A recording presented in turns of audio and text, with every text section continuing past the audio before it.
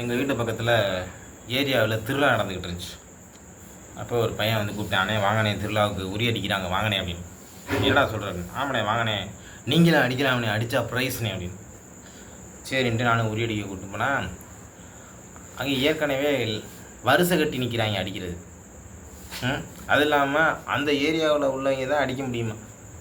அப்போ நம்ம என்ன பண்ணுறது? சரி வேடிக்கை தான் பார்க்க போகணுன்னா, ஆனால் இங்கே வாங்கினேன் இங்கே வாங்கினேன் இங்கே வாங்கினேன் அந்த பையன் கூப்பிட்டான். ஏன் இதுக்கு அங்கே அடிக்கிற இடத்த விட்டுவிட்டு ஏன்டா இங்கே போய் கூப்பிட்ற அப்படின்னா, முக்கியமான விஷயம் இருக்கணும் இங்கே வாங்கினேன் அப்படின்ட்டு அந்த மேலே தொங்கிக்கிட்டு இருக்க பானையவே பார்த்துக்கிட்டு இருந்தேன். அப்போ பக்கத்தில் ஒருத்தன் சொன்னேன், பானையில் ஏதோ விஷயம் இருக்குது போலங்கண்ணே.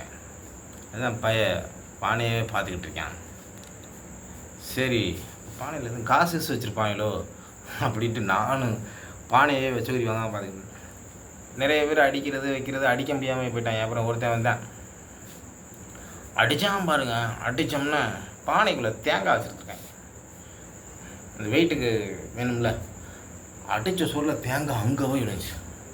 பானை உடஞ்சா தேங்காய் தனியாக போய் விழுங்கும்ல, போய் விழுந்துச்சு. நான் சரி என்னடா ஏதோ போய் விழுகுது, காசு தான் விழுது, நானும் முன்னாடியே போகிறேன். தேங்காய் தூக்கிட்டு ஒரே ஓட்டமாக ஓடிட்டான். நானும் பின்னாடியே விடுவேண்ணா. நானும் சில்லறை போல இருக்கு அப்படின்னு பார்த்தா அங்கே போய் மூளையை வச்சு கரண்டி வச்சு